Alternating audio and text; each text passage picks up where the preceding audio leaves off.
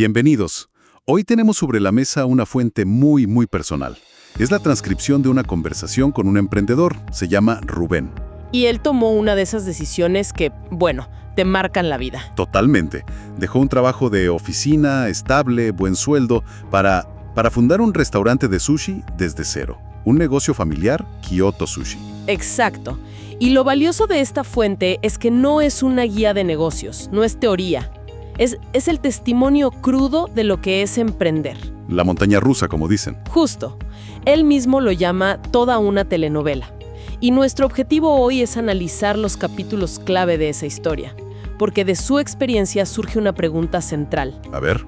En un negocio familiar, ¿dónde trazas la línea entre la familia y el negocio? O sea, ¿cómo haces para no terminar perdiendo las dos cosas?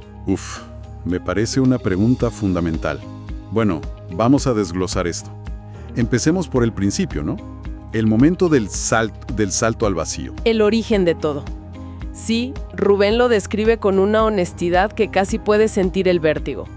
Nos cuenta, y cito, dejé un trabajo estable, con un buen sueldo, y de repente decir, voy a juntar todo el dinero que pueda. ¡Wow! Fue así de vender un coche, usar el finiquito de la empresa donde estaba trabajando, los ahorros y de repente invertírselo todo a un sueño. Todo a un sueño.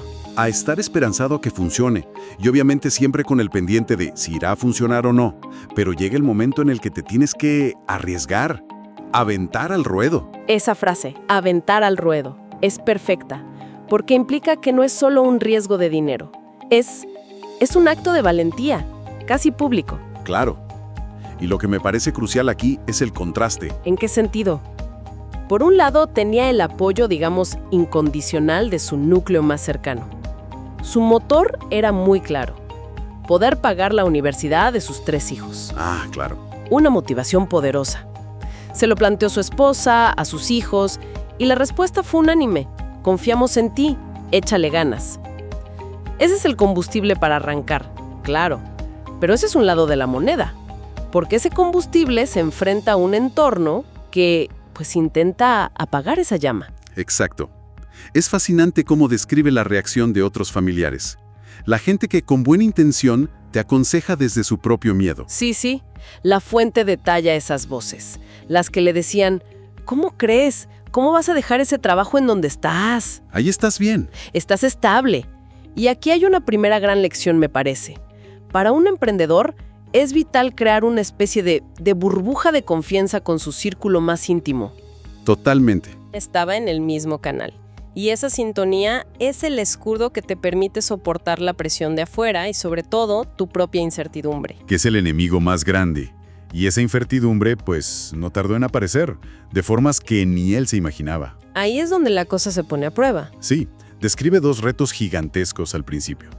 El primero, una prueba de disciplina brutal. La decisión de no sacarle ni un peso al negocio el primer año. Nada. Reinvertir absolutamente todo. Todo, aunque las cuentas personales estuvieran al límite. Pero el segundo reto, fue un verdadero cisne negro. Un golpe que puso a prueba esa burbuja de confianza y esa disciplina de una manera extrema. Totalmente. Él lo narra así, dice, uno de los retos más grandes fue la pandemia, que llegó al año de que abrimos el negocio. Justo al año. Esto fue un cambio total del esquema de lo que teníamos planeado, porque ahora todo tenía que ser a domicilio. Claro, un giro de 180 grados. Durante la pandemia vimos infinidad de negocios que quebraron, y yo pensaba que eso no era una opción. Esto tenía que funcionar sí o sí. Esa frase, tenía que funcionar sí o sí, es el corazón de la resiliencia. Pero lo que es clave aquí, y la fuente lo subraya, es que su resiliencia no era, digamos, optimismo ciego. No, para nada.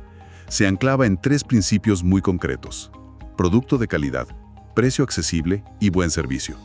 O sea, en medio de la crisis, cuando la tentación es recortar, bajar calidad para sobrevivir, él hizo lo contrario.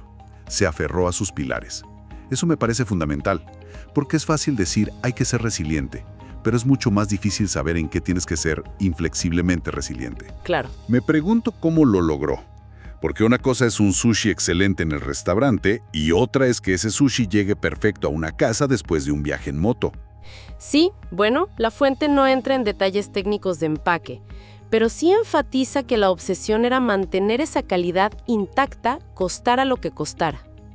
Y esa decisión es la que alimenta su crecimiento. Directamente, él habla de un crecimiento orgánico, basado en la recomendación de cliente a cliente. Y hay que entender lo que eso significa. Es más lento, supongo. Es más lento que pagar publicidad, sí, pero es infinitamente más sólido. Cada cliente nuevo no llega por un anuncio, llega con un sello de confianza de un amigo. Claro, es como si cada cliente satisfecho se convirtiera en un vendedor voluntario. Vivir a la pandemia no fue suerte, fue el resultado de no sacrificar sus principios en el peor momento. Ok, entonces, sobrevive a la crisis externa gracias a sus principios y al apoyo familiar. Pero la fuente deja claro que, una vez que pasa ese temblor, el siguiente reto viene de adentro. Ajá. ¿Cómo manejar las tensiones de trabajar con esa misma familia que es tu pilar? Y aquí es donde la telenovela, como él la llama, se pone buena. Exacto. Menciona un desafío muy concreto, del día a día. Lo explica así.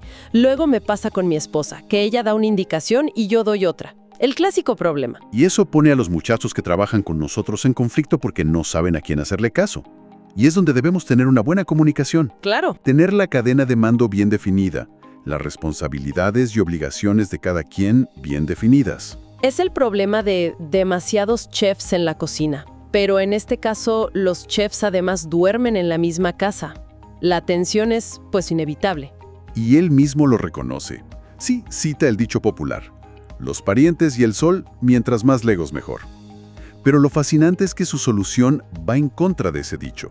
No es mantenerlos lejos, sino es traerlos más cerca, pero dentro de una estructura formal. Está intentando instalar un sistema operativo de empresas sobre el hardware de la familia. Suena muy lógico en papel, muy de libro de administración. Pero en la práctica, cuando es tu esposa o tu hermano, ¿esa cadena de mando realmente funciona en un momento de estrés?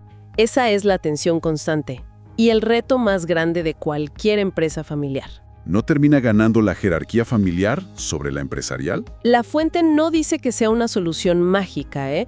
Lo que sugiere es que es la única manera de que el negocio sobreviva a la familia. Sin esas reglas, cualquier conflicto es un problema personal. Con las reglas, al menos tienen un manual al que volver cuando se calman las cosas. ¿Es un intento de separar el rol del sentimiento? Aunque sea increíblemente difícil. Y esa combinación de estrés, el de afuera y el de adentro, pues, tuvo un costo personal altísimo. Sí.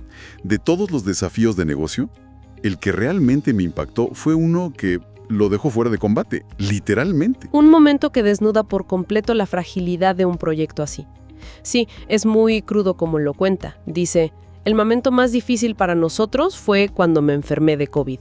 Uf. Esos fueron los únicos 15 días que hemos cerrado el negocio. Estaba en cama, con el tanque de oxígeno, peleándome contra el bicho. ¡Qué fuerte! Esos 15 días repercutieron en varios meses que nos costaron mucho trabajo regularizarnos y ponernos al corriente. Es un párrafo brutal, porque demuestra que en un negocio así de pequeño, Rubén es el negocio. Su salud es la salud financiera de la empresa. Claro, no hay un plan B. No hay un gerente interino, no hay una corporación detrás. Esos 15 días cerrados no son solo 15 días sin ingresos, son un abismo. Y el efecto dominó que describe es un recordatorio de que la mayor vulnerabilidad de una empresa así es que está personificada en un solo ser humano. Totalmente. Y de ese punto tan bajo, la entrevista nos lleva a un contraste muy poderoso. Ajá. Al momento que él describe como el de mayor orgullo.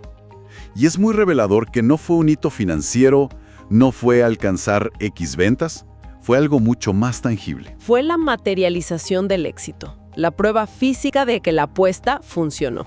Exacto. Lo describe con una alegría que se siente en sus palabras. Dice, el que más nos dio gusto fue cuando nos cambiamos de local, porque en el que estábamos ya nos había quedado chiquito. Sí. Ya no cabían. El día que rentamos la nueva ubicación, ya cuando inauguramos el negocio 2.0, fue un día de mucho orgullo. Y esta parte es clave, generar más fuentes de empleo. Eso se queda como lo más bonito. Ese negocio 2.0 es mucho más que un local más grande. Es una declaración. Es pasar de ojalá sobrevivamos este mes a estamos aquí para quedarnos y crecer. Sí, Y lo más interesante es eso que destaca como lo más bonito. No es ganar más dinero, es generar más empleo. Su mentalidad como emprendedor evoluciona ahí. El proyecto pasa de ser supervivencia personal a contribución comunitaria. Se convierte en un pilar para otras familias, no solo para la suya. Y esa idea de propósito más allá del dinero nos lleva directo al cierre de la conversación. A la reflexión sobre el legado. Ahí se cierra el círculo y entiendes el porqué de tanto sacrificio. Totalmente. Se le pregunta qué herencia le gustaría dejar a sus hijos, y su respuesta revela que el restaurante es solo el medio, no es el fin. ¿Qué es lo que dice? Quisiera heredarles esa cultura de que estén agradecidos con su trabajo, con el esfuerzo, con el sacrificio. La cultura del trabajo. ¡Wow! De que si ellos quieren lograr algo, no hay como con el trabajo honrado. Las cosas que valen la pena, más allá del dinero, cuestan tiempo, trabajo y sacrificio. Y cuando las consigues, es una satisfacción personal muy grande. Es una declaración de principios increíble. El restaurante Kyoto Sushi es el vehículo. El destino final no es construir un imperio de sushi, es forjar el carácter de sus hijos con el ejemplo. El negocio como herramienta pedagógica. La más poderosa que tiene. La herencia no es un activo en un testamento, es una forma de enfrentar la vida. Y lo conecta todo cuando vuelve a la idea de que su familia es su motor. El empuje para levantarse cada día a chambear, como dice él. ¿Exacto? Es una redefinición completa de lo que significa el éxito empresarial, ¿no? No se mide solo en el estado de resultados, sino en los valores que se construyen en el proceso. Sin duda. El producto final de Kyoto Sushi no es solo un rollo de atún. Es la demostración tangible de que el trabajo duro y los principios sólidos dan frutos. Entonces, si volvemos a nuestra pregunta inicial, sobre dónde trazar la línea entre familia y negocio, la historia de Rubén sugiere que quizá la respuesta no es trazar una línea para separarlos, sino construir un puente entre ambos.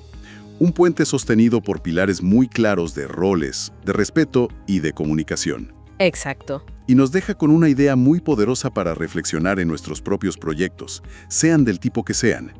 A menudo nos obsesionamos con el qué vendemos, qué ofrecemos, y nos olvidamos del cómo. Los olvidamos del cómo. La experiencia de Rubén nos obliga a preguntarnos, ¿la manera en que construimos nuestro proyecto fortalece o debilita nuestras relaciones más importantes? Porque al final, como él demuestra, el éxito que te cuesta la familia, quizá no sea éxito en absoluto.